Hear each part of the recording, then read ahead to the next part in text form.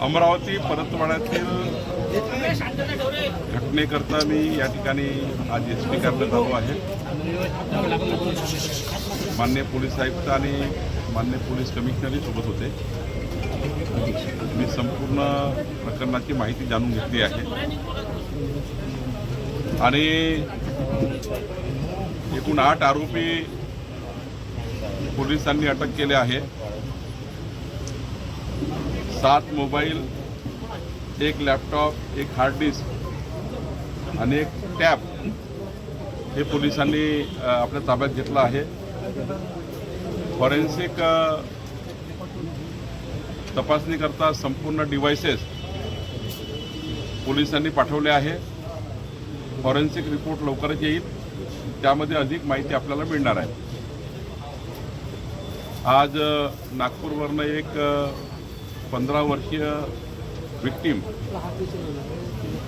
याचाही तपास सुरू आहे, त्यांचे बयान चालू आहे।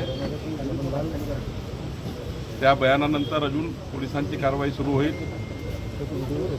खरं तर या मोबाईलवर व्हायरल झालेल्या या प्रकरणामध्ये पोलिसांनी कॉग्निशन घेऊन गुन्हे दाखल केले आहेत। यामध्ये कोणी स्वतःहून पोलीस स्टेशनला गुन्हे दाखल करण्याकरता आलं नाही। स्वतः पोलिसांनी याची खबरदारी घेऊन जेवढ्या साईट्सवर, जेवढ्या वेबसाईटवर किंवा ज्या ज्या सोशल मीडियावर, यूट्यूबवर, फेसबुकवर अशा प्रकारचे प्रसारण झाले आहे ते थांबवण्याचं काम पोलिसांनी केलं आहे। पोलिसांनी अत्यंत काळजीपूर्वक या प्रकरणाची SIT मार्फत चौकशी चालू आहे।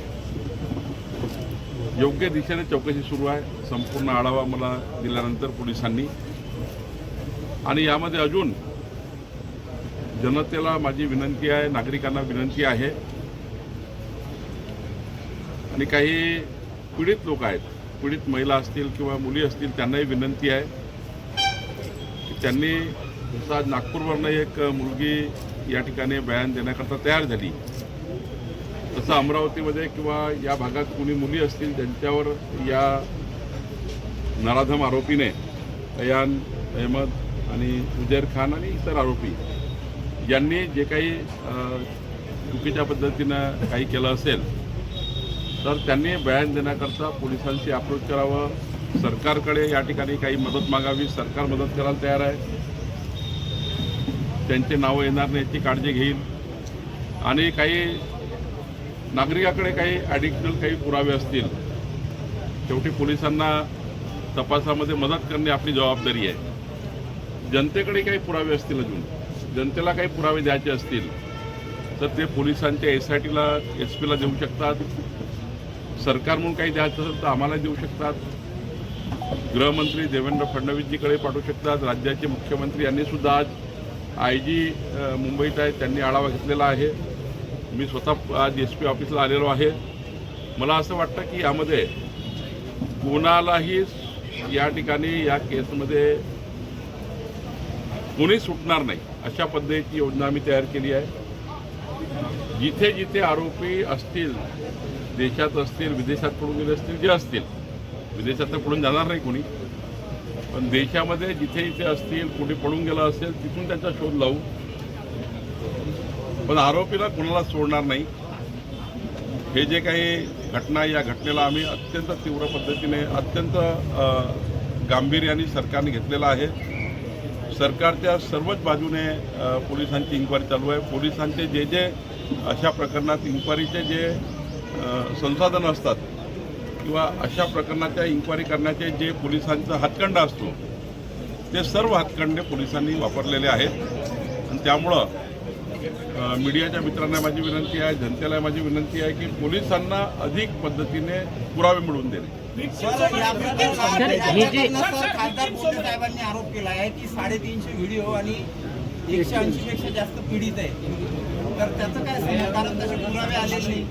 आमदार साहेबांनी आज बोंडे साहेबांच्या म्हणण्याचा त्यांच्याकडे काही पुरावा असतील किंवा त्यांच्याकडे काही गोष्टी असतील त्या पोलिसांना दिल्या पाहिजे।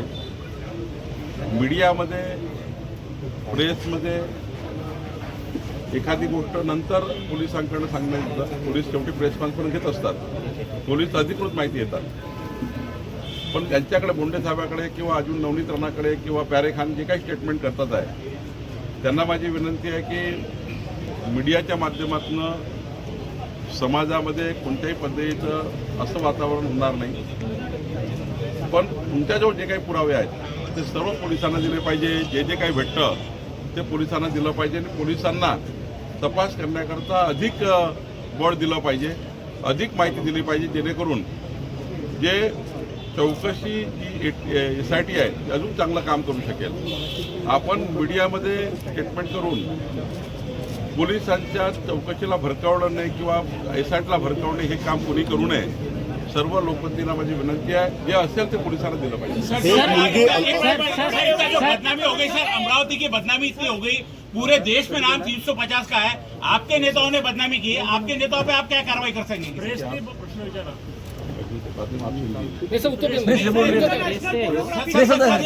चल रही है इसका मैं नागरिक ने मैं पत्रकार बोल रहा हूं सर एक मिनट सर, इस प्रश्न का उत्तर है नहीं है. एक मिनट नहीं यार, रुक एक मिनट सर. देखिए महाराष्ट्र में बदनामी हुई पूरे देश में, इसके ऊपर आप कार्रवाई करेंगे? मीडिया पर हम पर भी बोल, हमने बदनामी, हमारे पे भी कार्रवाई करेंगे आप? आपके नेताओं पे कार्रवाई करेंगे? क्या रोकेंगे उनको आप? अभी अंतिम पुलिस का आने का है, अभी चौकसी के अभी आप पूरे पहलू खुलने के हैं. अब एक आज विक्टिम करके बयान देने आया है. आगे क्या क्या होता है ना आपको मालूम है ना मुझे मालूम.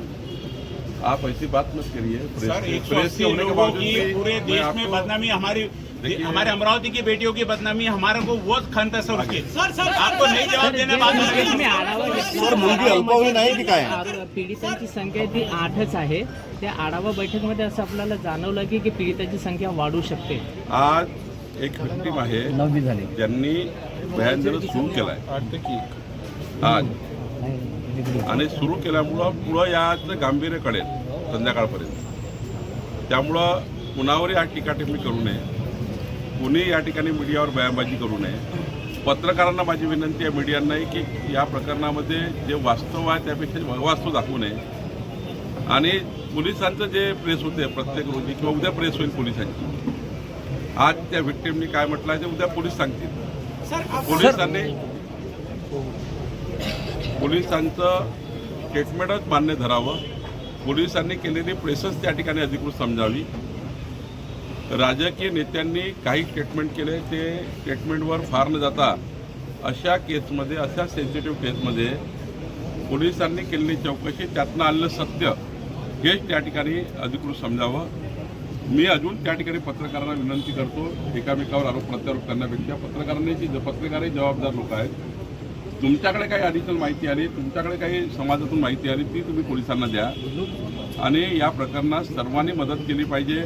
मी नागरिकांना आणि ज्या पीडित मुली आहेत त्यांनाही विनंती करतो की तुम्ही पोलिसांकडे, जशी एक मुलगी नागपूरवरून आली आहे तसं जर अमरावतीमध्ये कोणी असेल, न घाबरता, न त्या ठिकाणी कुठल्याही पद्धतीने या ठिकाणी कोणाच्या दबावात न येता पोलिसांना त्यांनी माहिती दिली पाहिजे, पोलिसांकडे आलं पाहिजे, गुन्हा रजिस्टर केला पाहिजे. आणि त्याकरता पोलिसांचं पूर्ण संरक्षण, सरकारचं पूर्ण संरक्षण, कोणती माहिती त्या ठिकाणी बाहेर न जाता आपण या ठिकाणी त्यांना संरक्षित करू शकतो. आपल्या माध्यमातून माझी विनंती समाजाला, नागरिकांना आणि त्या आरोप या ठिकाणी काही फिर्यादी असतील, ज्यांना बयान द्यायचं असेल, त्यांनी निष्पक्षपणे आणि न घाबरता बयान दिले पाहिजे.